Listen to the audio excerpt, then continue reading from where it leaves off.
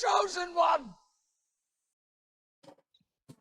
Welcome to the Chosen One. I'm your host, Qui-Gon Din, and today we got Accuser joining in, and we're going to be talking some Galaxie's Edge. So this is not going to be your normal show, less Shatterpoint and more just talking about probably the greatest theme park there is, in my opinion. Oh man, people would quibble with that, especially now that Epic Universe is a thing. I see. We wanted to do Epic Universe, but it would have been like $9,000 because at the time we were planning our vacation, Epic required you to stay at their resorts, and I'm like, oh, that's not happening.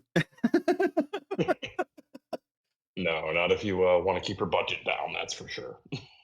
Oh, my budget wasn't down. I thought I was going to be able to do this trip pretty cheap. Ended up spending a little bit more than I thought I was after buying 2 lightsabers, a droid, and a bunch of stuff.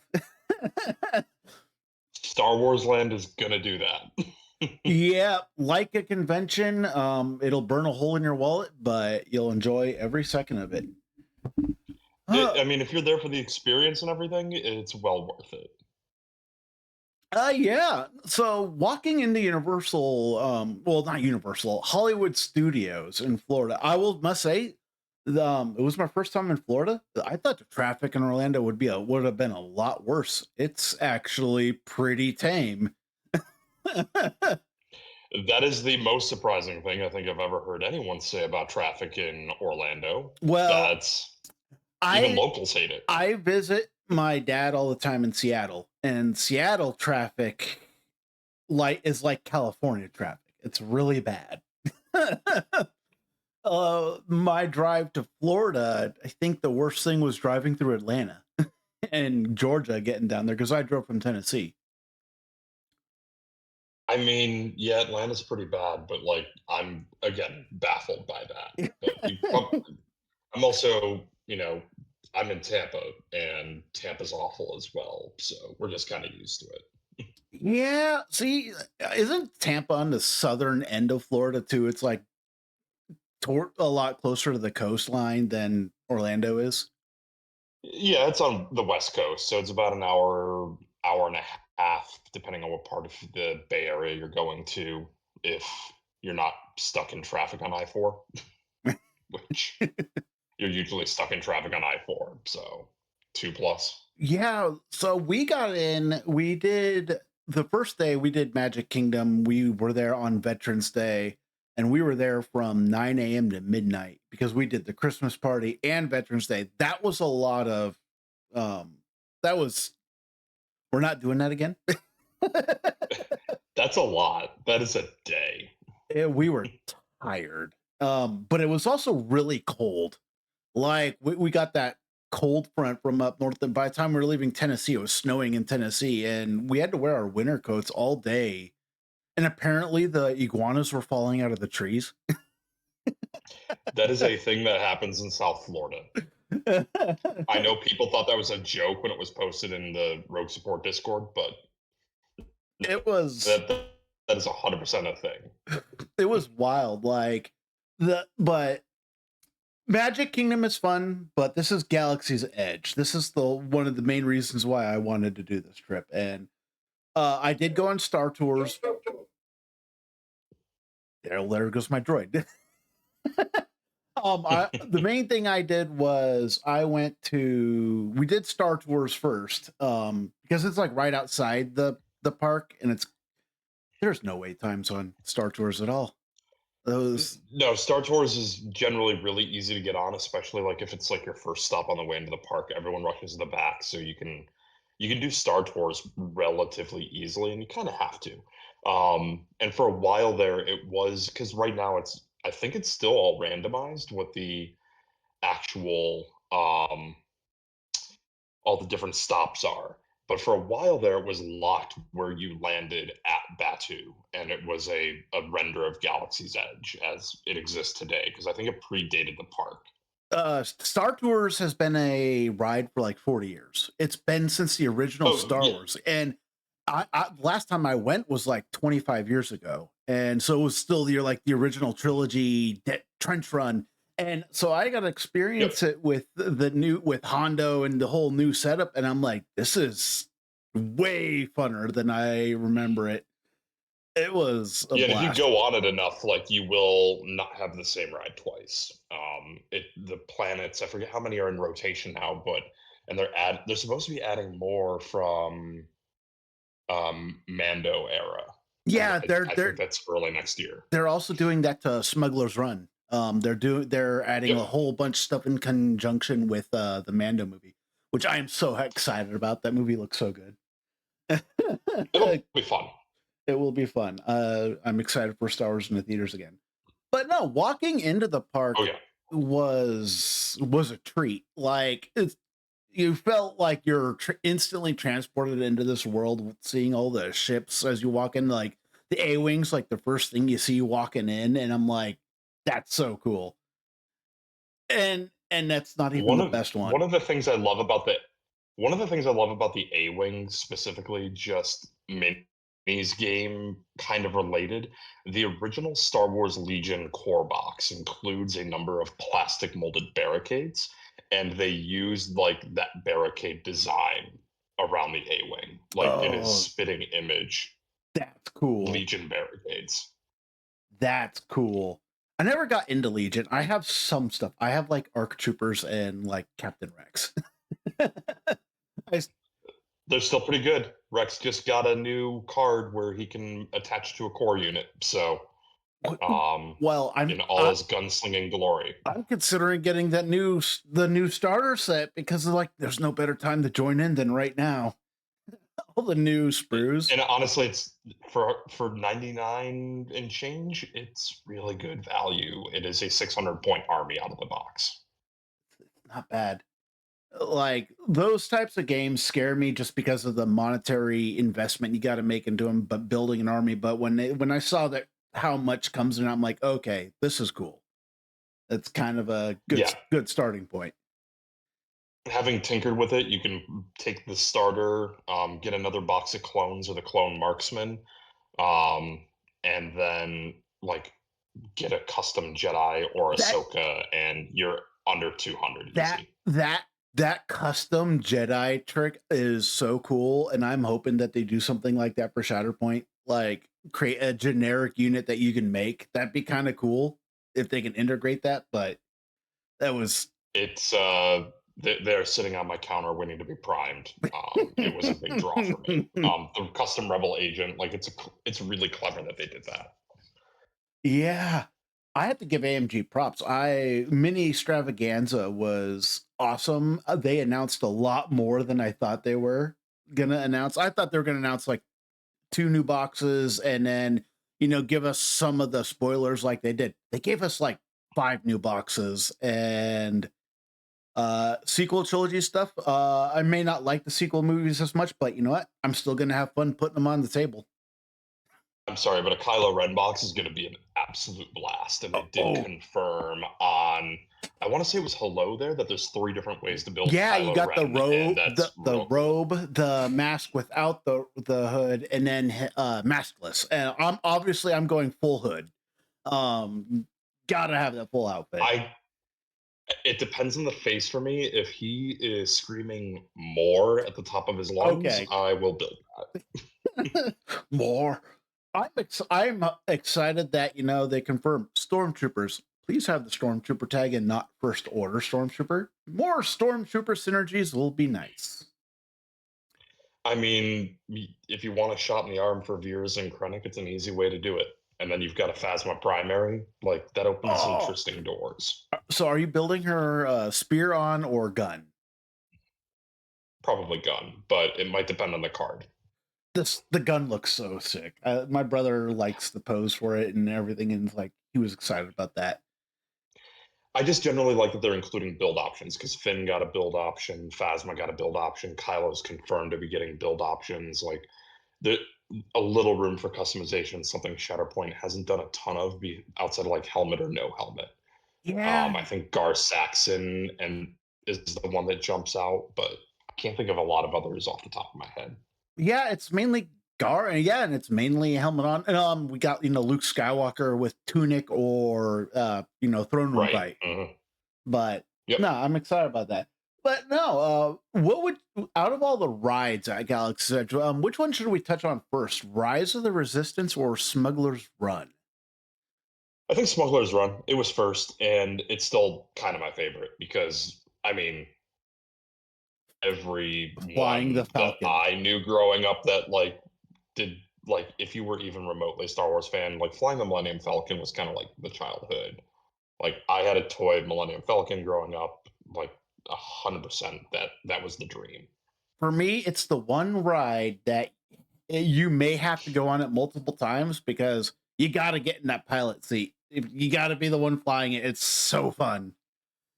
Yeah, and I've been on it enough to where, the pilot seat makes a huge difference, and, whether because, like, you can go on there and do, like, single rider, and that's awful because you're usually stuck in engineering. Um, I have been on the Smuggler's Run when a five-year-old had made a point to smash into every asteroid and obstacle you could find. I have been on there with, like, someone who, like, Instagram lived the whole thing and didn't bother steering at all, and it takes away a lot, so the pilot definitely matters. If it's not you, at least someone in your group that you know is gonna, like, try.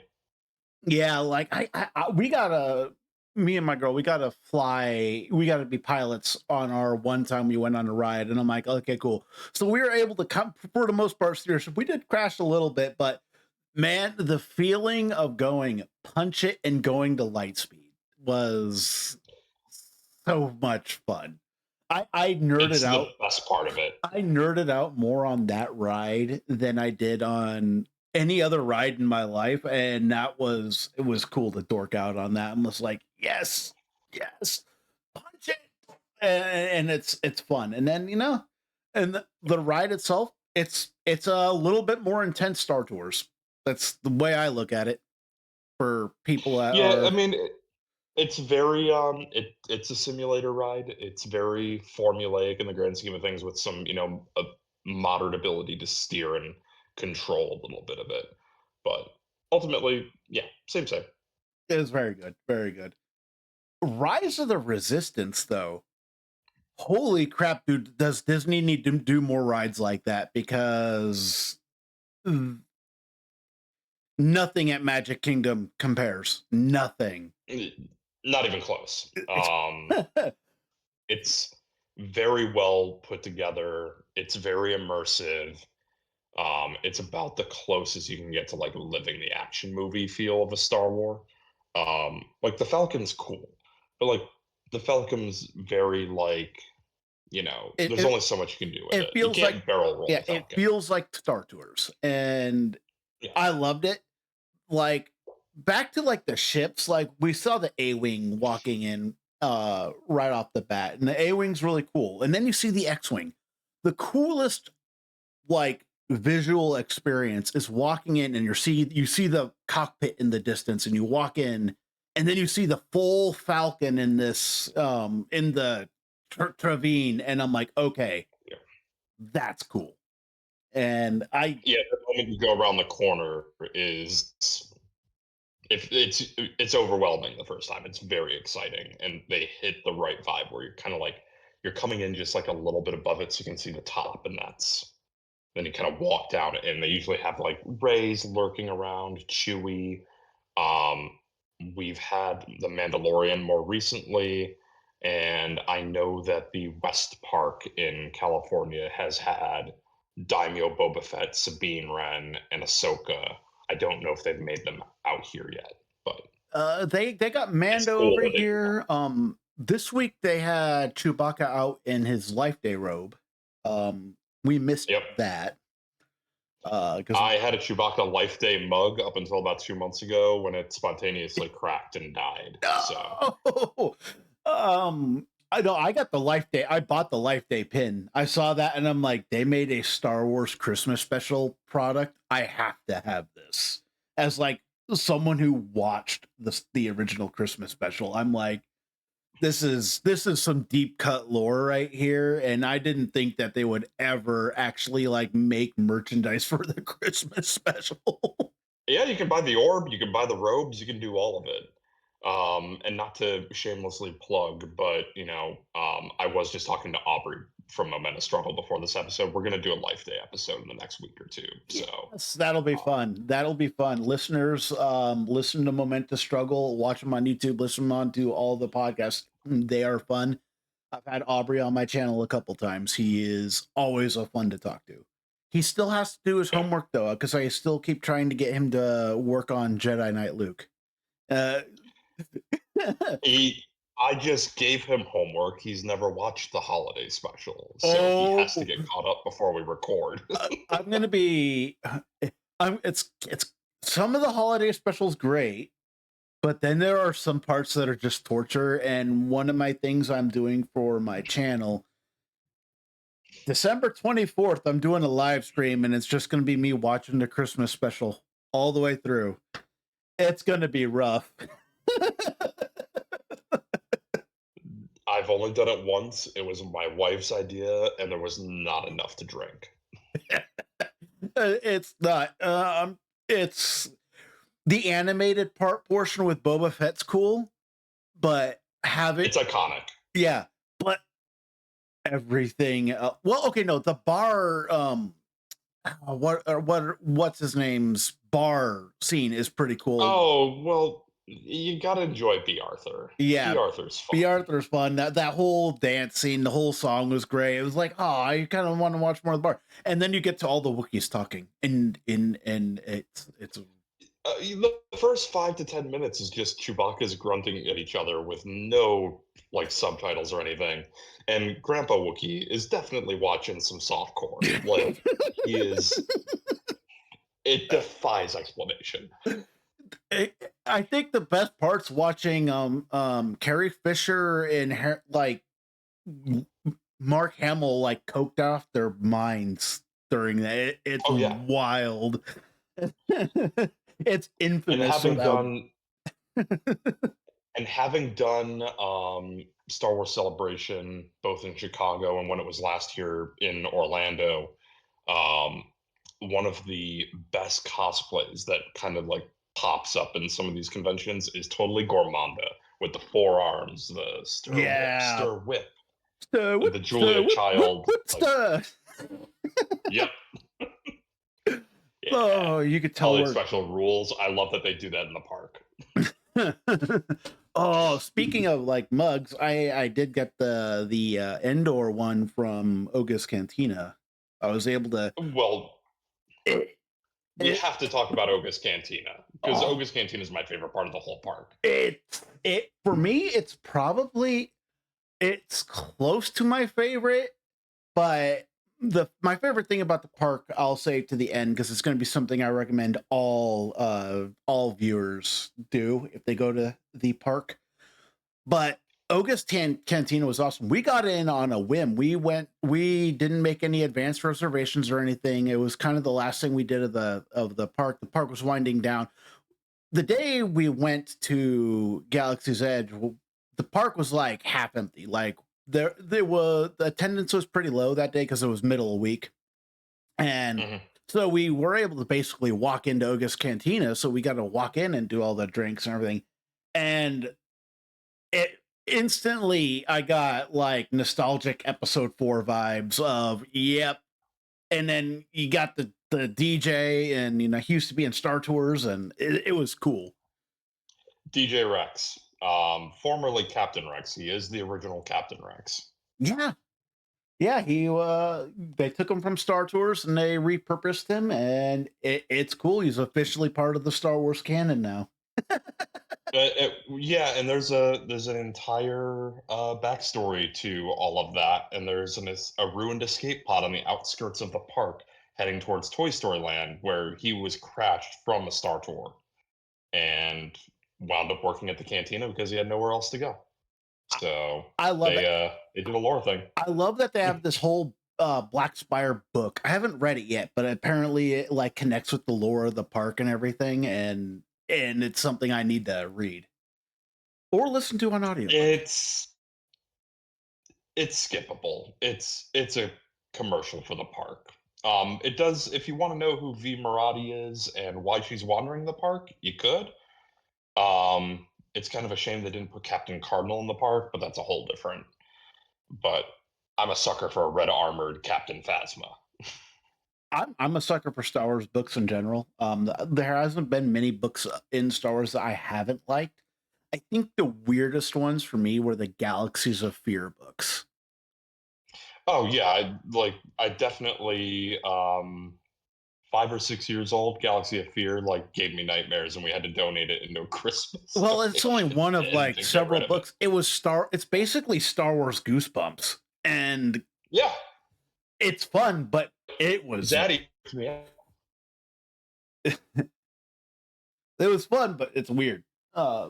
But no, yeah. no, The and Zaddy freaked me out with the proboscis that come out and suck your brains through your nostrils. yes. Like I was like 6, and it was like, whoa, that's too I much. remember reading this one of them, and you got like visions of Darth Vader hunting down kids and stuff. It was like really weird stuff, and like getting chased by weird mutant dogs. And I can't remember the Oh exact yeah.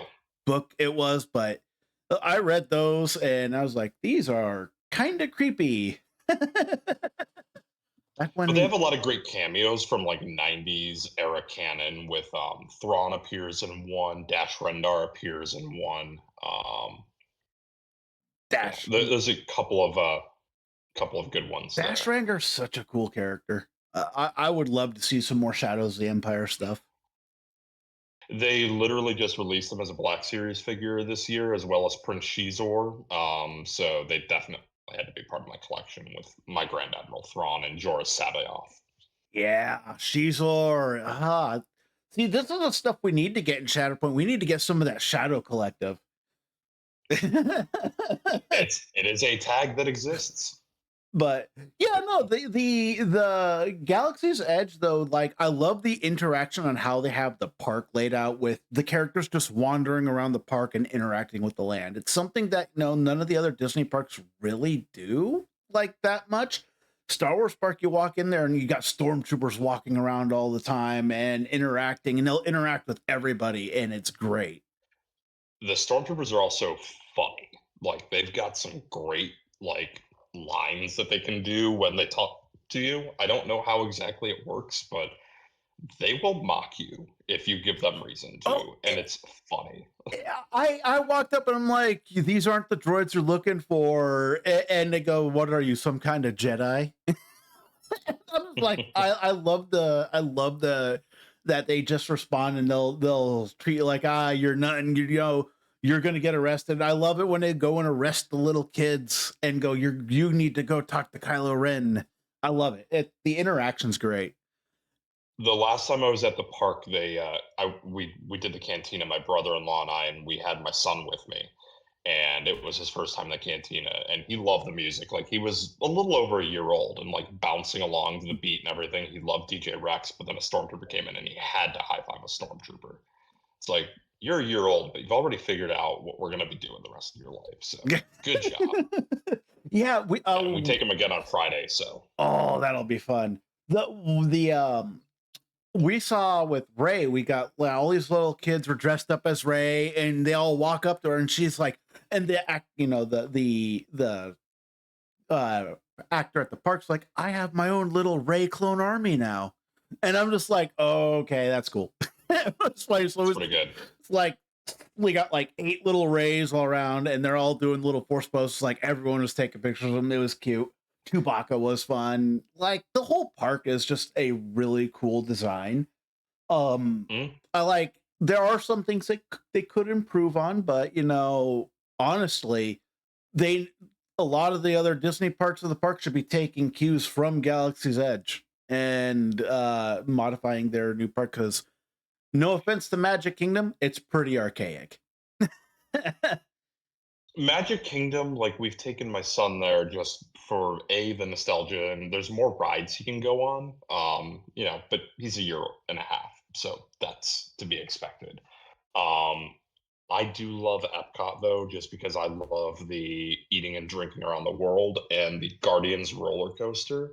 if you're a Marvel fan, the Guardians of the Galaxy roller coaster is fantastic. We It was the one and only ride I will do in a day because it messes me up, but it is well worth it. we didn't do the roller coaster because I can't do roller coaster. Every time I go on a roller coaster, I throw out my back real bad, and I end up can't like walking straight for a week. But we did Epcot and we did the wine food festival, and we like walked the entire whole thing. It was like we went through, we got the little passport that you could get that shows all the Mhm. special items for the festival, and we're like, we did took a pen, we're gonna mark down what we want to go around and eat. We instead of buying like any weird souvenirs from the park, we spent like $120 and we're gonna eat all day. Yep, you can do that. And it was like the coolest thing we tried was it was this weird griddled cheese. And Mhm. it's like this cheese dish that's covered in honey. And we were Yep. like, this is the weirdest thing we've ever eaten, but why does it work? Very good. It was good. Um, but as everyone knows from Rogue Support, I do love a good beer. So I usually stop in Germany for a beer. That's almost mandatory. And then for a while, when I studied abroad in Turkey, we all had like they have a local beer that's kind of like their Corona equivalent called an Ethis. And as far as I know, it was the only place for a while I could get it stateside. So every time I went through Morocco, I had an Ethis, for the nostalgia. I had Um, the lamb from Morocco, and that was delicious. Uh, yeah, I love eating in Morocco, but I'm a sucker for Mediterranean food, no matter what the culture is. So I had to get the iced sake from Japan. I'm just like, yep, yep. Like I enjoy sake once in a while. I'm not heavy on drinking, but like I got a little tipsy at the Oga's Cantina. Like I had to try like was it multiple the of jet juice? yeah. It was I tried like half their menu. Like and a lot of it's really good. A lot of it's really good. Yeah, the fuzzy tauntaun's a fun one. That's one of my wife's favorites. It's got like I don't know what exactly it is, but it does something to numb your tongue, and like you go all like, "Ugh." The one thing I didn't try is I didn't try the green milk. I did the blue milk. The blue milk's delicious. I did not do the green milk. Hot take: the green milk is better. I ran out. I had to be careful with how much I was spending. I was already spending a lot, and I had to buy. I bought the freaking Coca-Cola thermal detonator bottle, which I'm like, okay, Yeah. I'm gonna buy one, but I'm not gonna like I'm a soda addict, and I'm like, I'm not gonna buy more than one. So we learned from Magic Kingdom that we're bringing in our own soda. Yeah, the Coke, bottle, though, it's just like, I've got a full bottle. I've got a shelf upstairs with, like, my lightsaber, my Han Solo dice, and my sabacc decks and everything, and then my personal favorite, I think my brother-in-law found it at a Renaissance fair in Orlando, but when you go through the park, they've got a lot of like, it's not necessarily stuff for sale, but, like, when you're going through the park and you see, like, that one vendor in they've got, like, the wood that they've Yeah. done with, like, the wood, like, porgs and robots and everything. I do have from the same guys who did the background art for the park, I've got a blue BB-8 that's, like, handcrafted and everything Oh, in the that's cool. style of the parks. That's I all on the shelf. I was upset because I went to the Toydarian Traders. I was upset when they were sold out of the Jar Jar Binks little wooden dolls that they had, and they were sold out. I'm like, I wanted to get the Jar Jar Binks because it's episode I one. Yeah. I have the Grand Admiral Thrawn wooden one. I'm not sure they make him anymore, but, um They were. I was sad because when I did the build a droid, they were sold out of all the panels, all the little custom color panels, completely cleaned out. So Yeah, they go through a couple phases like where they're between restocks. Like even the lightsaber parts, because I'm on the Galaxy's Edge subreddit pretty regularly. yeah, Um, People keep track of when the parts go and come back, and then I'm gonna see if they're still doing the limited edition parts, which are like blaster pieces and yeah, everything. reclaimed and reforged, which looked kind of like a Yep. worn down Mace Windu style gold saber. I'm like, I almost got that one, but I settled on power and control for a while now, just because I love the protruding um guards and everything that it has. Yeah. Like I built that, and this thing's freaking ginormous, but uh Yeah. try it swinging out. It's a workout, but don't drop it. You'll break your toe. There's worse ways to get cardio. Yeah. Well, what's worse is how heavy the freaking legacy sabers are. The Qui-Gon Hmm. Legacy, they didn't have Mace Windu at they sold out of that one at from Star Traders and at Disney Springs. Couldn't find the Mace Saber at all. And I'm like, Oh wow. it saved me $200. So Did it? You still bought Qui-Gons. yeah, well, I was already buying Qui-Gon's. Qui-Gon's was my first saber I was going to buy. I was the one I was going to buy while they had it in stock because I was like, I don't care about any of the other ones. I like Qui-Gon. He's my favorite character. The legacy lightsabers are super cool. I got two of them for Christmas last year. And if you want to talk about a heavy one, Jedi Master Dooku is like dangerous. It is a very, very heavy, just robust piece of metal. But it's super cool. And so it's like Dooku's lightsaber with some additional paneling and everything. It's definitely a slightly different look. It's not quite as aggressive as his Sith Lord lightsaber. But then it's got the Anakin Skywalker Graflex soundboard to it, so it sounds like the Luke Skywalker lightsaber when it activates. And then I of course have Kanan's. Uh they still have Kanan at the park. When I was there, they didn't have. I think they had Kiade Mundi was available still. They still had some of the soul ones from Acolyte, which I almost got that one. As much as I'm not like the biggest It's a cool lightsaber. I'm not this big of a fan of the show of Acolyte. It has some problems. There's some good stuff in it too, though. I like Disney finally learned how to choreograph a lightsaber fight. They had some of the best action scenes in all of Star Wars. I loved it for Acolyte, but they uh they just released a new one, and it's the Stranger's lightsaber, and it pulls the dagger out, and I'm like, ah, that would have been cool to get. I almost got souls. I was close. I'm just like, I better not, because I'm already gonna have to find a way of shipping all this stuff home. Yeah, and they do provide that for a fee. Yeah. I shipped my blades through UPS, and it was $40, which was Yeah, it's probably cheaper than Disney. it's still expensive. Mhm. I'm like, I had to buy a suitcase. I'm like, I'm just gonna, because I flew into Tennessee with just the backpack. An empty backpack is pretty much what I brought. And I had to buy a suitcase in Florida to pack everything. There are outlets right outside of Disney Springs, and their luggage store probably does more business than any other store in the outlets for that exact reason. Like people show up or buy empty suitcases just to haul their stuff home. Yeah, it was fun. Like the shopping was fun.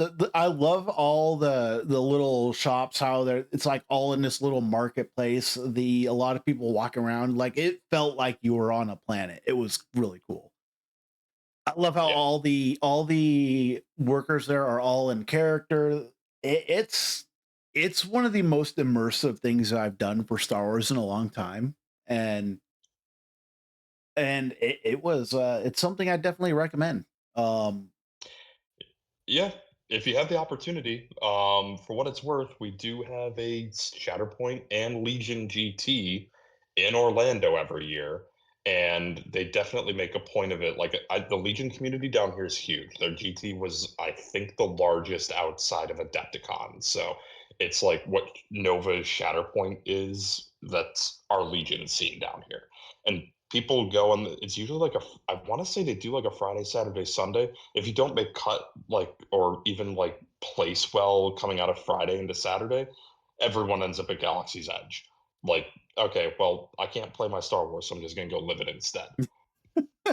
So if there's a sales pitch for a GT, I can't think of a better one. I may have to take you up on that and go down to Orlando for the GT. That'd just be fun. I can do it. Yeah, Spitfire and a couple of the Atlanta guys made the trip last year or 2 months ago. I say last year, like it's not still 25. Hey, we're almost out of it. Like we got a month left. I'm most of my business day is talking 26, so I keep forgetting it's still this year. It's baffling on how fast this year went. Like Crazy. part of it feels because we haven't had that many like Shatterpoint releases since the last Adepticon. I think that's part of why it's like making it go by fast. It's like it feels like we're still in the previous Adepticon. And I'm like, you know, the Adepticon's 4 months away. I'm excited for it. I'm gonna be going. It's sad that Scott B probably won't be, but Scott B is moving to where I live. He's gonna be moving to Spokane here in January. And so I get to do some in-game person or in-person games with him. So that'll be fun. That'll be cool. I mean, there's not many players that you can get better reps into. Well, our local scene here in Spokane's kind of small and like they don't run that many events. It's sad.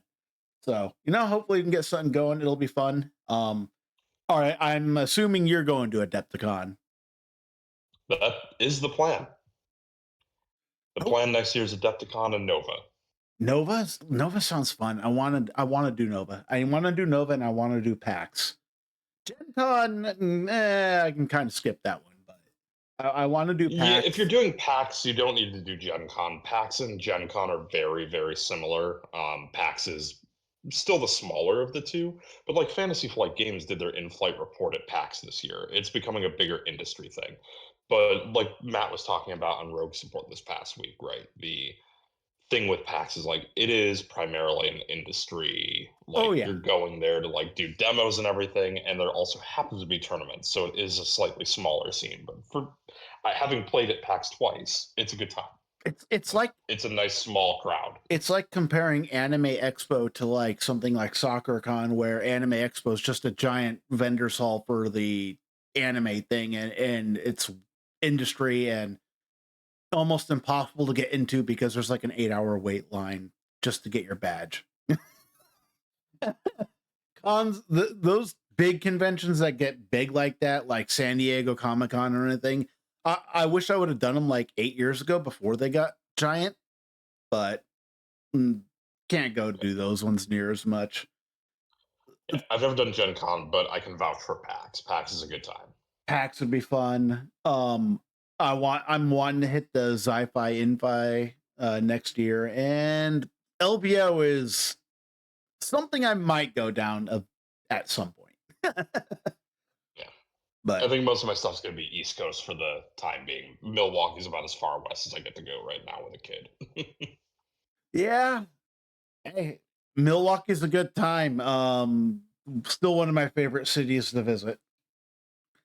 I had a blast there. It was a lot more fun than I thought, and I mean, the people are pretty cool too. That Third Street Market. I wish they had one of those here in Spokane. We have something like that in Tampa, but it's like 35, 40 minutes from here because I live out in distant suburbia. Like, if only it were closer. Right? But yeah, no, Oga's Cantina was great. The actors at the park were cool. The walking the park though, and this is gonna come to something that, you know, if you're gonna go to Galaxy's Edge, dedicate a whole day to it. Do everything there is to do in that park. It's one of the coolest parks to just chill and just enjoy the environment on. there's so much detail to pay attention to. Yeah, and if you do end up going to Rise of the Resistance, and it is usually a longer wait, but it's worth it. And like even standing in line, they've got a lot of cool like props and everything that are you get to look at. Um, yeah, definitely. It's the one Kind of. ride where I definitely recommend, if you want to really go on it, get a lightning lane, get it as soon as possible. Either do that or try to hit it right about, I'd say, an hour and a half before the park closes is when you can really get in there and you're not going to wait a whole lot in line. Yeah. If you do end up waiting in line, just download the Disney Parks app has the data pad game, and there's a ton of QR codes in the queue that you can scan. Yeah, they do a good job at, keeping you busy. Waiting in line for a ride's nowhere near the hassles it used to be, because back when in the day before cell phones existed, waiting in line felt forever. Well, now there's cell phones. You can bypass your time now while you're waiting in line. Yep, But and Disney usually has like Soren's kind of in Epcot they do trivia games, so Disney's usually got something to entertain you. oh yeah, and it was a blast though. Like the like when you get reason up on the elevator portion, it freaked my girl out. She kind of screamed like, why did this happen? She wasn't expecting to go up. And then she like really got terrified when we got the drop from the escape pod, and because she doesn't do drops that well, and she doesn't do like big giant drops on, and I'm like, it's not that bad, trust me, we're basically in a simulator, you're okay. Yeah, just the little drop though is very cool. it, it Um, it was really immersive.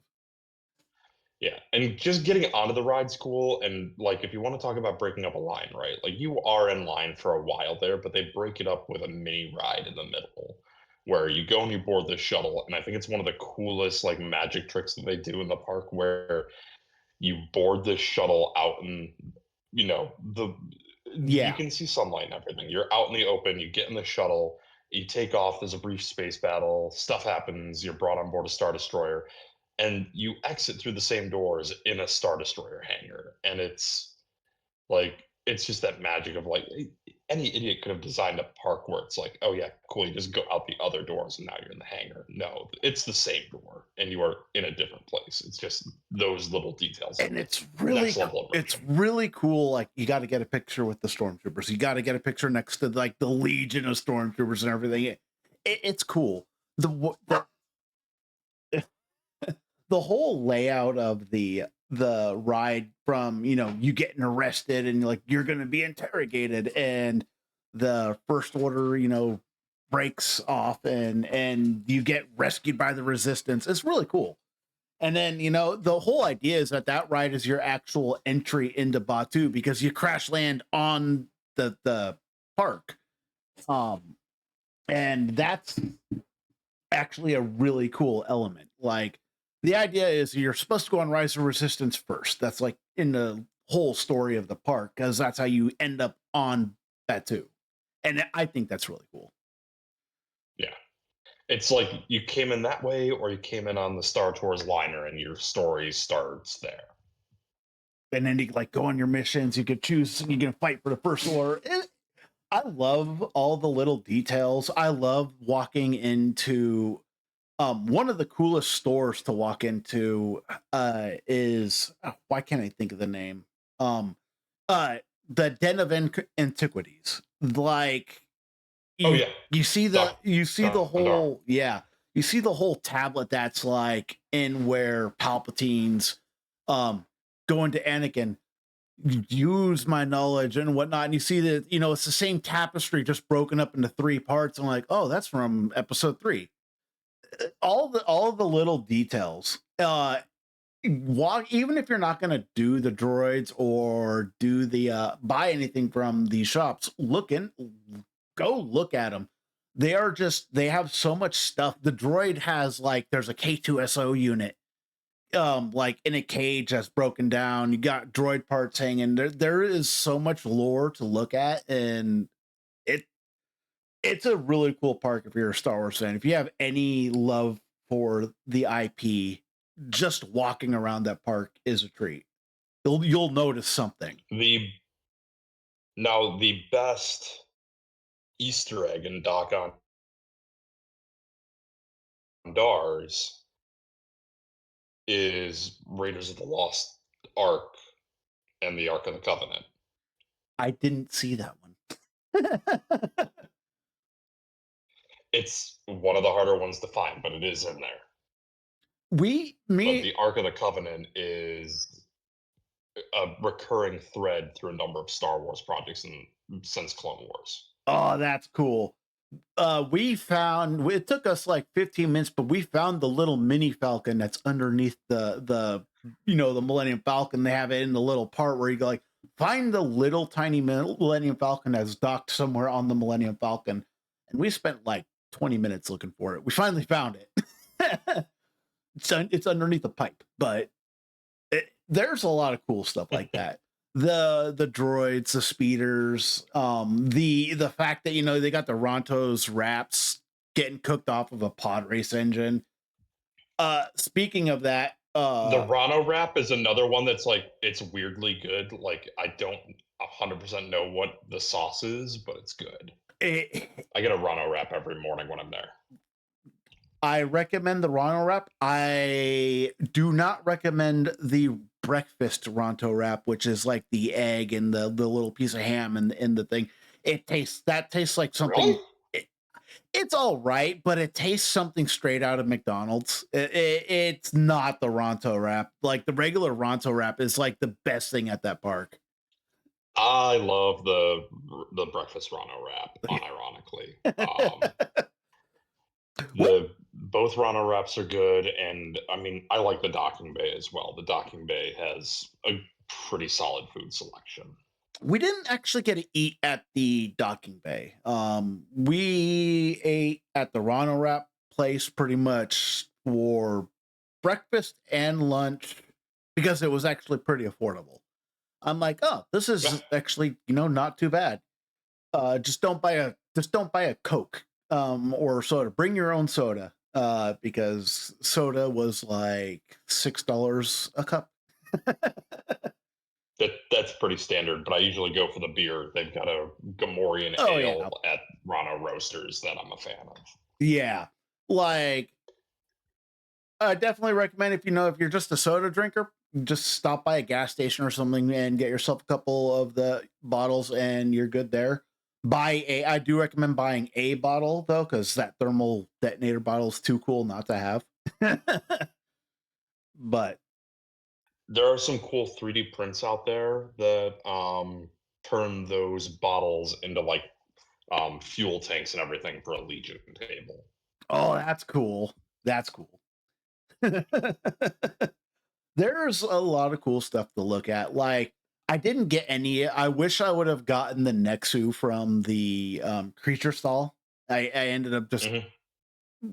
didn't. By the time I went back there, it was closed because it was closing time, which is kind of like this whole aspect of the park is we left the park, we did the Indiana Jones stunt show at the Hollywood Studios, which go see that show. It's one of the best shows in all of Disney. The I Indiana, love that one. it's so good. I wish that the gift shop was still open because I'd buy a fedora.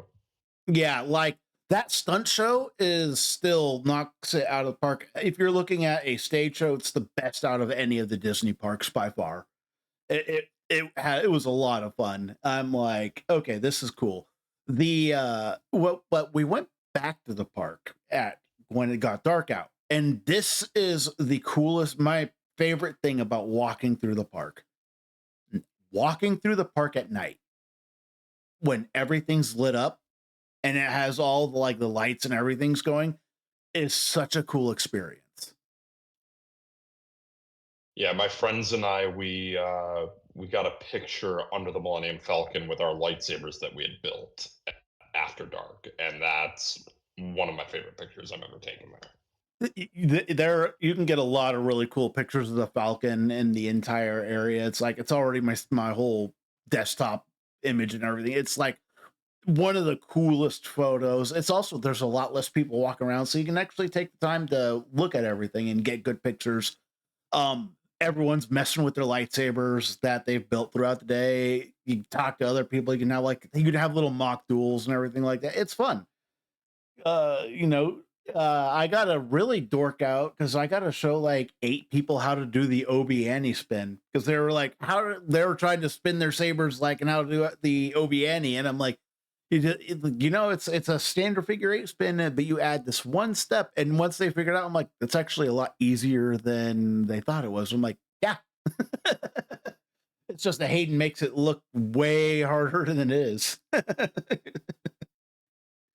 but Hard to top that though.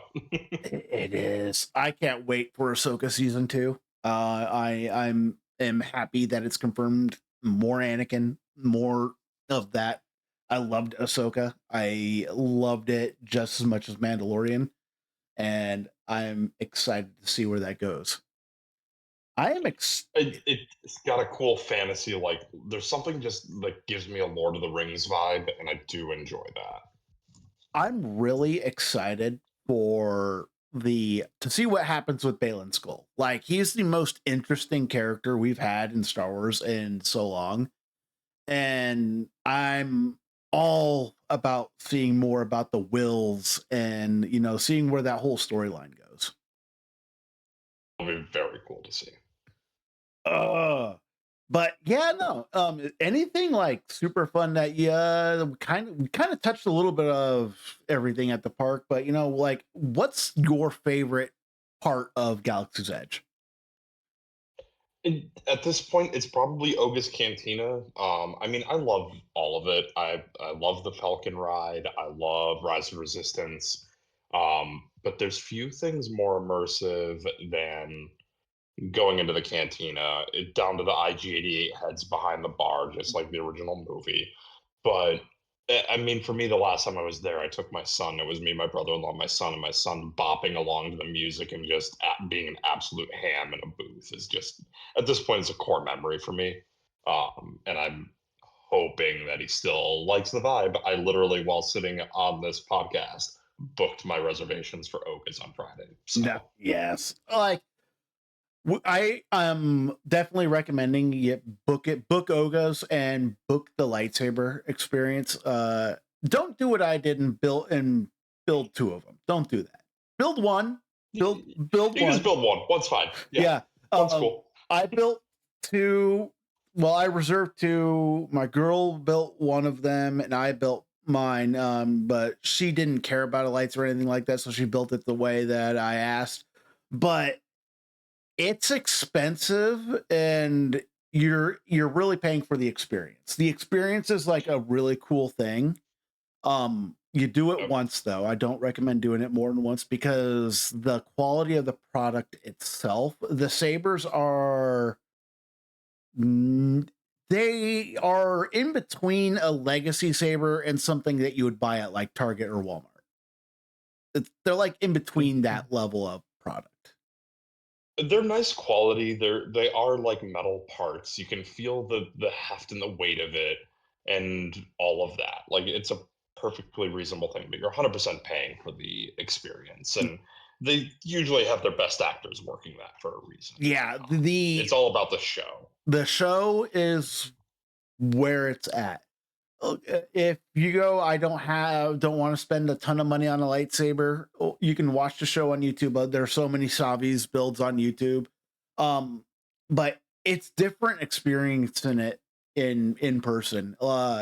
Like also go in ahead of time, go in with a plan, building your saber ahead of time. You can go, they have this little app on the internet. There's a whole website where you can get your saber, you can build your saber, and they can build it on that site, and you can see what it looks like before you go in there. That way going in what you want, and you don't get overwhelmed by choices right off the bat, because doing that, you get like 15 minutes to build your saber. And they try to get you in and out pretty quick with that. That way they can get the next crew, because the lightsaber sells out every day. They sell out. You got to reserve it. It's not like something don't think you can walk in on that one and get a walk up, go in and buy the saber type deal.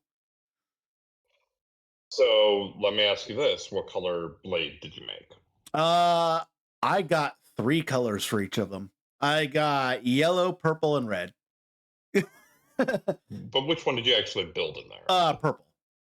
I went with Okay. I went with purple because I knew that if I were gonna buy the red sabers, you have a chance of getting the Kylo Ren Emperor Palpatine black crystal, or the special cracked red crystal that's from it being bled from Ben Solo's. Didn't get any of those. I ended up getting 2 Darth Maul crystals for the red ones I bought, but I had to buy the yellow ones because I wanted the Temple Guard saber because yellow's cool. But I had to go purple. I had to go with the Mace Windu's ignition sound and everything like that because the whole sound system is based on that sound effects. But that's the other thing I recommend. If you are looking at wanting the chance to pull the black kyber crystal and you're doing the saber build, get your saber built in blue, purple, or green, or the colors, and then buy the red crystal. That way you have the chance of getting the limited edition one. Good call.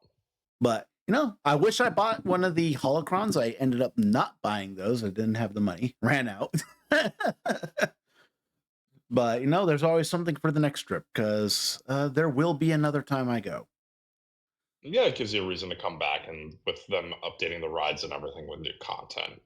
Now that rides are digital, like, yeah, I, plenty of reason to do it. I like that. What I hope that they do down the line is I hope that they add some. I want them to add 2 more lands to Hollywood Studios. Make a sequel, original trilogy land like Tatooine or something, and then make prequels. Make Naboo part of your park as well, and I think that'd be really cool. Just make it a full Star Wars park. Yeah, could do it. Because Galaxy's Edge was a blast. My favorite thing by far was the atmosphere of the park itself, just the entire thing as well. I mean, getting to dork out and look at all this stuff. It's like I felt like a kid walking through that park the first time. I'm like, this is sick. Why didn't they It make hits all the this? right nostalgia It's notes. like, why didn't they make this sooner? But I guess no, any kind of final thoughts. I definitely think that Galaxy's Edge is something that you guys should all go to at least once in your life. Make it happen. You can definitely do it on a budget. It's not the most expensive unless you make it the most expensive thing. You don't need to build a lightsaber, you don't need to build a droid. But walking through the park, perfectly an experience you'll never forget. Well worth it, but as an annual pass holder, I'm not paid to say that. See, if I lived in Florida, I probably would be an annual pass holder just because you live in the area, you may as well. But I live on the clear opposite end of the country. Yeah. For us, having done the math, I think it's 3, maybe 4 visits to the park in a year, and it pays for itself. Yeah, that's good. And cool thing about being an annual pass is you can go during all the special events like Christmas and all that, and you can see all the different parks, everything lit up. Only if you're paying for the not blackout version, which I don't. I'm blacked out, I think, starting the 20th, so I miss the actual Christmas season. Ah, well, we did the Christmas party and we waited like an hour and a half in line to do the Christmas themed version of the Jungle Cruise, and it's Jingle Cruise. And it's just nothing but Christmas puns. The entire ride is nothing but Christmas jokes and Christmas puns. It's hilarious. Oh, I didn't want to go to Magic Kingdom, but now I do. If you do, go for the Christmas party and don't buy a regular ticket, because that's what we did. We bought a regular ticket, but then we bought the Christmas party ticket, And you get like 8 hours in a park with the Christmas ticket itself. You get 4 to midnight. We did the full day, and it's like we basically paid for 2 days at Disney, and we put those 2 days and we just stayed there for 15 hours.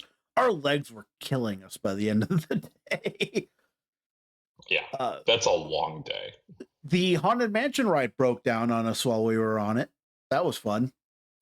It's the only ride I've ever had that happened to in Disney, and then the Harry Potter castle in Universal I've sat on. Yeah, Broken. it broke down for us for 8 minutes, and then they got it running again. And we're like, oh, okay, it's going against something must happen, or someone may have fallen off of getting off the ride off the little escalator thing, getting off on Haunted Mansion, because that trips up some people sometimes. But It's ghosts. yeah. But Haunted Mansion's fun. If I were to say the other thing I recommend doing if you're at Galaxy's Edge, take time and go to the Disney Villain Show. It's in Hollywood Studios. That one's a lot of fun too. Not sure if you guys have done that one yet. I haven't done it. It's a blast. It's like they all sing about who's the misunderstood. It's a whole stage show. And if you like all the classic Disney villains, they each kind of get their own little moment in the spotlight, and really catchy music. It was definitely a fun thing. I can't wait to see what Magic Kingdom does, because they're doing a whole villains themed land that they're building. So I'm like, okay, that's cool. And then they're converting their old one of their old areas into Monsters Incorporated at Hollywood Studios. And then they're doing a Cars land in Magic Kingdom. So that's going to be interesting. But The Monsters Inc. one would be a big hit for sure. oh yeah, Monsters Inc. is still a really good franchise. But Galaxy's Edge, definitely go during, I would say go during October, November area. The weather's a little bit cooler, and it definitely has like a really cool vibe. You got lucky. It was a cold front weekend. It is back in the 80s, and it's miserable. Well, I would say go during May, but something tells me that that's like the worst time to go to Galaxy's Edge, because of May the 4th and the whole celebration. And that'd be the time where the park's going to be like the fully packed. Like if you're wanting to go and to be able to experience everything in one day, I would say go during one of the off seasons. Yeah, June, July, August is usually the worst because that aligns with summer break in most states. Yeah. It's also the hottest time of the year. It's brutal. Yeah. At Hollywood Studios, when you walk in, it's black tar pavement. It is very hot. They had a cool show where we were walking by it. They had like all this whole little movie studio thing of all the different movies being played on this projector, and it projects onto these buildings. And that was pretty cool too. Like we got to see some Indiana Jones clips, and it was a pretty cool light show. We did do the Phantasmic, the kind of end of the night show, and that was also really cool, because it's like this big giant water fountain, and then they project Fantasia onto it, and it was one of the cooler night shows. Hollywood Studios has the best stage shows. Yeah, I don't get to last that long anymore. Carting a kid around the park is pretty tiring, so I don't know the last time I stayed that late. Well, we stayed opening to close every night, because it's like we were there for 3 days. We're gonna pack in as much as we could. Next time we're adding 2 days to a trip, so we can do a park, relax, do a park, relax, do a park. We did 3. Spacing it out is probably good. Yeah, we did 3 parks in 3 days, and we were a little overwhelmed. It was tiring. Especially 10-hour drive from Tennessee to Florida, and We drove at midnight. We took off at midnight because that way we spent our first day at Disney Springs. Just we're gonna dink around Disney Springs, and then we slept at the hotel, conked out, woke up first thing in the morning, spent 15 hours at Magic Kingdom, conked back right back out, up early again for it was packed. It's like, yep, open to close every day. And it was cool relaxing with Epcot. And I do recommend doing Epcot as your final park of your little vacation because it is the easiest park to do in terms of not overwhelming you with I'm going to be doing a bunch of rides. It's your relax. I'm going to go eat and just kind of browse around park. It's one of the best walking parts. The Moana's little garden walk that you get to do, the water trail was fun. I don't think I've done that. It takes you like 5 minutes to walk through it, but it's basically just it's kind of like this little interactive experience, and they have little learning panels on how water flows, goes through the whole weather system and everything like that. And you get a little wet. It's fun for the kids, but it had just kind of an atmosphere. It was cool to walk through. It was like just a garden walkway, and it was a Nice. pretty cool setup. We did that, but we mainly went straight for the food. The It's aquarium, really good food. yeah, the aquarium's kind of fun. We did do one ride. We did the Talking with Crush, and we just wanted to watch that because it's hilarious watching the little kids ask Crush different questions. Yeah, that one's cool. Soren's cool, and I do like the Ratatouille ride that they added in France. We didn't get to do that because it was closed down. They're working on converting it right now. Um Oh, they're taking the 3D out of it and making it 2D, so it was closed down when we were there. I'd be okay with that. Yeah. I don't need the 3D component. I think a lot of people got motion sickness and from the 3D glasses and everything added with the movement. So, but I that's could see that. I'm assuming that's why we did. So we didn't get to do that one. We wanted to do that one, but it was getting taken out. We were sad that we missed the chance to go to the Muppets ride because they're tearing that down and putting up a new thing as well with that one. We are glad we skipped Wild Kingdom because there's only 5 attractions open at Wild Kingdom right now because half the park's getting worked on with a ton of new Oh, stuff. So we did 3 parks, 3 days, and it was blast. But Galaxy's Edge is definitely my favorite of the parks. It was that probably followed by Epcot. Magic Kingdom was fun, but I think I'm less fond of that one just because I spent 15 hours at it. you probably saw 2 or 3 rides because they've got the longest wait times. Well, it was not just the wait times. The park was busy. Not the Christmas party was busy, but it was busy because it was also Veterans Day. We didn't realize that we scheduled our vacation on Veterans Day, and oh boy, was Magic Kingdom packed.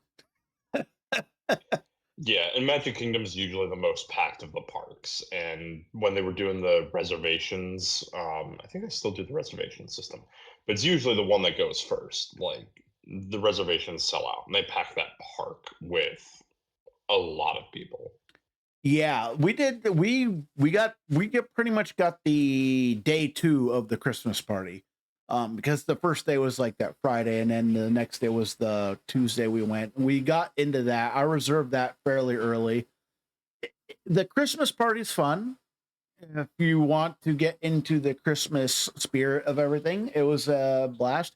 Definitely do not schedule it on the same day that you're planning to go to the park in the morning. Do the 4 p.m. to midnight. Don't do 9 a.m. to midnight. That was a mistake. For next time. Yes, we do know for next time. But next time that we go down to Florida is going to be epic. We want to go to Burke. But Galaxy's Edge, You can get that park done in one day, and it's going to be one of the best days of your life if you're a Star Wars fan. Yeah, studios is totally manageable in a day. You don't need more than that. Yeah, I mean, we did two of the stage shows with villain. No, we did three stage shows because we did the Indiana Jones, we did the villains, we did the closing show, and then we did everything there was to do in the Star Wars park. We got to watch all of the little interactions. We watched the Kylo Ren little show of him coming out of the ship. We did all the rides. We did the only thing we didn't do is eat at the restaurant. And other than that, it was blast. It's cool though walking into the Star Traders at Disney Springs, and they have this life-size Ewok right at the entrance. And I'm like, is that for sale? And they're like, no, it's a display piece. And I'm like, so I totally would have bought in a life-size Ewok. And you thought you had a luggage problem before. I well, they announced this 3.5 foot C or R2D2 that you can buy from Home Depot, and it moves and does all the chirping and everything. And I'm like, I don't know where I put it, but I want it. Oh, uh, man. all right. So I guess we can close this off with a little bit of Shatterpoint discussion. What single piece are you excited for out of the reveals from Mini Strav? Balin's skull. I mean, I think everyone's really hyped about him. He looks like he brings some interesting mechanics, and he synergizes with a lot of stuff that I like to play. And that's with what we've seen of cards. Um, Qui-Gon's probably my second most excited thing. And I think that was a fan request for a while, and it'll be cool for Padme to get some new life with maybe some new Yeah, Naboo stuff. Panaka, Naboo, Royal Guard. I would have said Balin, but the more I'm looking at those Death Troopers, the Night Troopers, the more I think they are going to be fun on the table. I'm excited. I do think they're going to be a 5 point support. They have so much text on their card, and they seem like 5 points. Yeah, considering the large base, they have a pretty decent card, and I mean, just from the sake of list building, right? The era does not have a 5 outside of IG-11. And It's bound to happen. Empire doesn't have a 5 yet. That's the other big True. thing. Empire doesn't have a 5 cost support, and that's the thing holding them back is one of these high powered, like high costed supports that are going to flesh out their things. Also, Enoch looks like a 4 or a 3. Enoch looks like a 3. He looks like he's very similarly designed to Bodhi Rook with the amount of text on his card. He's Bodhi or Stormtrooper Sergeant. He's very much in a 3 unless the combat tree is doing something absurd. Yeah, but those night troopers, if their attack stance is similar to that of the aqua droids, because I'm assuming they're gonna want to fight in melee. But if their attack stance is even like similar to that of like aqua droids, they are going to be a menace on the table. Like, Yeah, and they exist in a faction that has Gideon Hask to dice fix. Like they There's a lot of cool Gideon potential there. Hask, Moff Gideon giving him extra attack dice. They have the best primaries that seem to want to do stuff with supports. Uh, They're Stormtrooper tagged, high Director Krennic, high General Veers. yep. I mean, General Veers being able to put them in reserve and have those medium base or the larger bases. Dash I mean, and then dash and reserved on demand. and then guaranteed that they get to activate first, because I think they're the one support in the game where you absolutely want them activating first, so you can just plop them onto a point, wedge them in, and go have fun dealing with me. I'm never gonna die. Right off Yeah. the bat. I think it'll be the shot in the arm Veers needs to have relevance in the meta. I mean, outside of doing something to buff the other stormtroopers. Although In fairness, I think there's something there with shore troopers and veers. Oh, I don't know I what, like but shore it's there. troopers, but snow troopers need a good overhaul, and snow troopers just need to be as close to 501st as you can get them. Make Yeah. it so they kind of I don't think classic stormtroopers are bad. Like, I think they're above curve, but like in era, like they're yeah, competing with they're dark troopers, death troopers, weakways now. Like, there's so yeah. many things competing in the 4 slot that stormtroopers just kind of feel a little They lackluster. need a shove And their earlier in their action's tree. always just kind Yeah. of weird. They need a shove earlier in their tree, and I think stormtroopers become perfectly fine. But snow troopers, you always every time you see them on screen, they're the ones that you see them win against the rebels. It's the one time you kind of see them kick butt. They do not feel like that in this game. Yeah, and I think like they didn't have shoves on their tree because they're trying to incentivize using their action, but like it's not a particularly intuitive play pattern, I don't think. Yeah. Snow troopers, I'd like to see them, do the crits with their expertise. I'd like to see them hit as hard as the 501st clone troopers, and I think they'd become good. I don't know how you fix Snow Trooper Sergeant. Maybe make him a 3. Yeah, that one I don't know. But I'm excited about the Night Troopers, and then Qui-Gon. That I'm so excited about that model. It looks so much like Liam Neeson. They did such a good job with the They did sculpt. a good job with it. I'm like, Yeah, they've done a yes. really good job with a lot of those. Even the sequel trilogy stuff, I'm like, I'm excited to see what it does. I'm a little worried for the Resistance because I think they're going to have the same problem at the beginning of their release that Rebels did. A lot of unique named characters and weird synergies is what I think they're going to have the issue of right off the bat. I'll be fine with it. Oh, yeah, It's they'll make them work. used to it at this point. Yeah. I mean, that's how Rebels currently play. So I think that's just Yep. going to be their style. I think First Order is going to be fun. I can't wait. I'm a little upset we didn't get. Not upset's not the right word. I'm hoping down the line we're going to get Cal Kestis and all them. I'm down the line. I'm thinking that's next year. They're going to get the sequels, and then they're going to do hopefully Reign of Empire stuff. The other era that needs to be fleshed out. Reign of Empire in particular needs some 3s for some of their list building. And maybe a dedicated 5. Yeah. We need some stuff so we can play those Elite Squad. Because Elite Squad, I still feel they are like the best Empire support with the worst era. I think people need to be exploring it more with Krennic and Inquisitor Vader, frankly. And then, I mean, that slots in pretty nice with Inquisitors or Veers if you want to pair the Elite Squad with Stormtroopers. I don't think that's bad.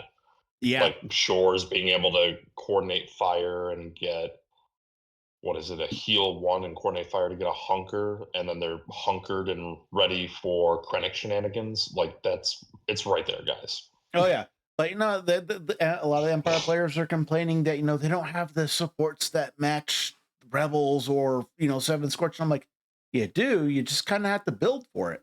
Elite Squad, in my opinion, if we're looking at just their stats, they're the best 4-cost supports in the game.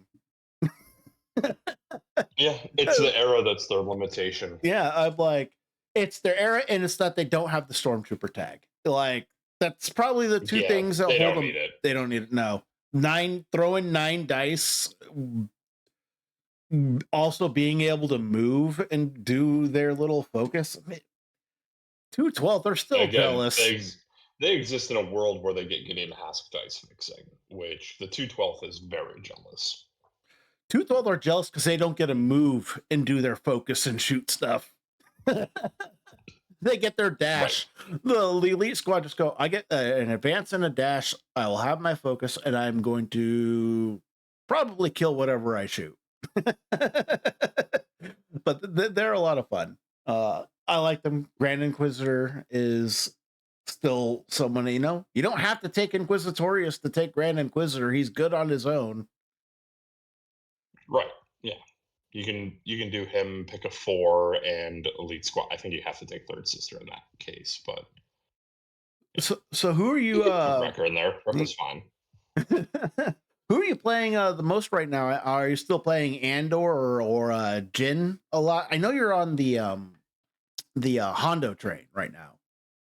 Competitively, like, it's almost certainly like a Kanan Cassian type thing. I did a fair bit of Boss Obi-Wan, but yeah, right now it's been, like, in the off season experimenting a lot with Hondo. I've done Hondo Maul recently, and I put a list together if you wanna go and check out Aegis Brand, Studios on YouTube.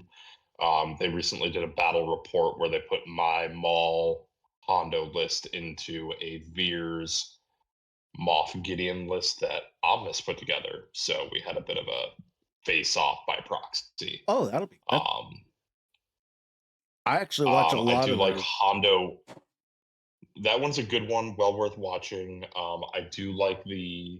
I also did a Hondo Han Solo with some scoundrel stuff, and I really enjoyed that. I've been Han enjoying having the 9 dice is I've been enjoying Han a lot. Either Han with Jin or Han with Cassian right now has been really fun. I like Han with Cassian just because it makes his revenge trigger a little bit more reliable, but Han Jin is the ultimate, like, do you want primaries that go fast and shoot twice and also shuffle the board? They can do all of it. But then the element that they bring with their momentum manipulation, like, is a lot of fun to play. General Solo's been like a unit I've been kind of quietly experimenting with For me, it's like if most of the back half of the year. you got like the ways rebels really play is they're really a reactive list, but if you really want to play proactively, Han and Jin are your go-tos. I feel that if you're like playing Yep. that, I want to be the aggressive scoring kind of take action kind of play style, the Jin Han list is definitely the way to go. Either that or like Han with Kanan, but like just how those lists play on the field is crazy. Mando is he's still one of my favorite pieces. I think revenge triggers have gone too far. But I love the state of the game outside of a couple little tweaks. Nothing too egregious, but there's always going to be something that's the best. Something has to be. It's how bell curves work. Yep. And it's just right now that thing is base and turret. Base turret It is. plus Cassian. I think base turret by themselves are a little OP, but they're not crazy. It's when you mix them with Andor that it becomes a real. This is They're just at their most reliable and everything. I think it's also the most boring place to put them. yep. But you know, I'm also over here hyping Hondo, so Oh, I love Hondo. do with that Hondo's so information good what you right will. now, and there's a lot. I can't wait to see the shenanigans that come out from like Balin Skull and playing him with all these scoundrel shells. Like if Balin Skull gets released before Adepticon, I've already locked in that I'm playing him with PLC, just the two boxes together. Like the synergies. Oh, I don't hate it. Luke's I've also been looking at Mando Balin, just because yes. Mando handing out scoundrels all the hunkers that then become currency. It's why I'm like PLC. She hands out hunkers on her tactic, and she passes out a hunker when she gets her revenge trigger. So I'm like, okay, you got that there. You got Luke, who's keeps hunkers and gives you rerolls, which you can then do the rerolls, then spend your hunker to Mhm. add expertise to that. And Luke is a force user, so Shin Hati gets extra play. There, I like that idea of these two boxes seem like they're going to work together really well. There's that, and then I think that there's 2 units that will see a lot of you know what? Let's make it 3. I think people need to be looking at Shore Troopers, Rebel Commandos, and perhaps most importantly, Rebel Pathfinders with Balin. The Pathfinders in particular, being able to keep a hunker, or they can be sitting on several by the time they activate, holding onto like three hunkers, being able to just double advance anywhere, and they can add dice if you need to pile drive into a single attack, but just having more expertise and the way the timing works, the expertise is after you see results. So if you don't have a lot of expertise already, you can just dump it for expertise. Their dice get a lot more consistent with guaranteed expertise results. Yeah, And that starts punching up very and they're fast. just not going to die. They start that game with two hunkers. That's already insane with their defensive expertise. You're looking at And their movement. oh PLC. Oh yeah, dash them again. Well, they're going to get a full advance and they're going to get a third hunker. Good luck trying to displace and kill these guys. You can run Pathfinders with Hondo, and Hondo can move both of them. Well, yes, PLC's tactic moves both of them. There's so much Hondo stuff. can tell stories. There's a lot of cool ways that Pathfinders can be used, and I mean, you can look at Ewok Leia with Luke and Pathfinders. I don't Yes. think that's bad. I've been on the Pathfinder train for a while now. I'm like, they are perfectly fine supports. I don't see why people are saying they're bad. I played enough of them in Ewoks to know these guys do work. They I've lost a kit fist out of angry Pathfinders. I respect their output. Like they can. The problem is they're not Rebel Commandos. But people need to be looking at them in other creative places, like um, Lando Calrissian comes to mind. You can run Hondo, Wrecker, and Pathfinders together, and run Lando and give Hunter and Wrecker access to Rebel stuff, yeah. and bring more Rebel supports of that. So there's like a lot of really creative ways that Pathfinders can be used that I think people haven't explored yet. But it's frankly, Base and Sheer have just sucked the oxygen out of the room. Your Rebel list is kind of at a handicap if you didn't bring them. It's the And same. that's a shame. It's the same with it's not fun. yeah. It's Dark Troopers from 6 months ago. It's the same thing with Rebel Commandos. They're so good with their output and infiltrate. Because frankly, I'm going to say infiltrate's still a broken ability.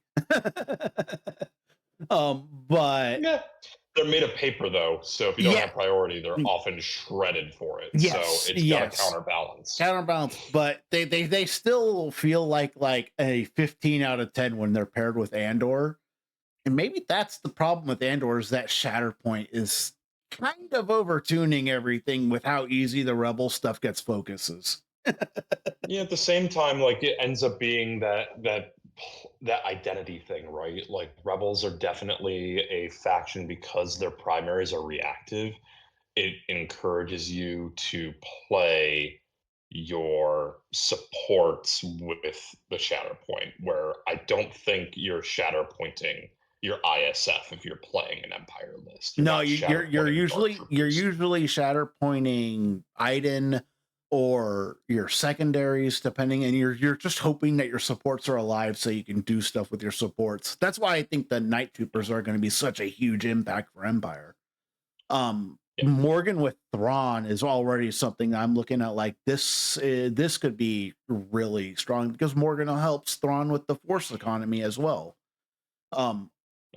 Also, you need to get Morgan up into the fray because she needs to be next to the Night Troopers. Well, what better way of I can reserve her and then reposition her with Thrawn? Like, I think that the Thrawn has a lot of stuff that's going to be worth exploring. He also does a lot of stuff with the mercenary keyword, which yes, Balin and Shin bring. So, and we don't know the tags on Morgan yet. It was the one thing they hit on the card. Yeah, I'm assuming she's going to be Dathomirian because otherwise the box wouldn't work. Or the Night Sister. I'm assuming she's going to be Night Sister. Otherwise, the box would not work. Oh, she's Dathomirian Night Sister Galactic Empire, presumably. Yeah, and I'm assuming Force User to be TBD. Yeah, she's using the Night Sister synth magic stuff. Like what I love is that Enoch has that coordinate fire strain because manipulating hand is going to be funny. It's kind of gross. Oh, it's really gross against boss. You attack boss, manipulating, coordinate fire, strain him, manipulating hand him, and then you can turn that dash into a full reposition. You just like kill boss at will. I wonder if they'll rule on that because I don't think they'll let you take the damage It's- to do that, right? Like um, your opponent could, right? you actually no, you since you are the one resolving the move. I believe it might already be ruled because of Mother Talzin. I'll have to look into it. But from what I'm hearing on the forums on the Zion's Finest Slack is that you can use boss's reposition thing on manipulating hand. There's no way that doesn't get eroded. That's going to get the firebrand. Like we got to fix how strain works stat before firebrand released. Well, the trick is that how you do it is you'd be manipulating hand after you make your attack. So you'd be spending the force to do it. Oh yeah. But the No, idea I get that. Yeah, the interaction where you'd be able to put damage on the boss to make him go faster seems like that's not going to hold up. I don't know, but that's like what it's like, kind of like being like, now I'm like, if it does work that way, that's kind of a good way of countering boss. Because it's just like, oh, boss needs to avoid the crap out of Morgan. But Oh yeah. but There's nothing on manipulating hand and strain. There's nothing on how it interacts with boss's identity. yeah, like, well, it's that innate. It's not the identity. It's the innate. The one where you can. That's where it's going to be interesting. But it's cool. Like boss is really good, but I think there are other ways of playing Seven Scorch outside of it. I'm still liking it with pawns. I haven't found an 8-point primary that I have hated that pairing under. I even like it under Asajj Ventress. That's fun. But Lamb Chop was on Hello There, and he was going over it with he's playing that with Kit Fisto, the Kit Fisto, Sev, Scorch, and Pawns, and I'm like, yep, it works. It's a good list. I like that a lot. So close us out. What would, if you could say, what is one thing everyone needs to buy from Galaxy's Edge? What is the one item they should buy? A Sabak deck. Everyone needs a good set of cards. That is a good call. This has been The Chosen One, a Star Wars Shatterpoint podcast. And everyone, go listen to Rogue Support. They are one of the funnest podcasts to listen to. They live stream their episodes every Sunday on Twitch. It's always a blast over there. Watch them and go to Galaxy's Edge. Thank you for watching this episode of The Chosen One. If you'd like to watch the next video, you can watch the one in the link above. And if you want to listen to the podcast, you can listen to the playlist below. Thank you and have a nice day. Thank you for your support. Please like and subscribe.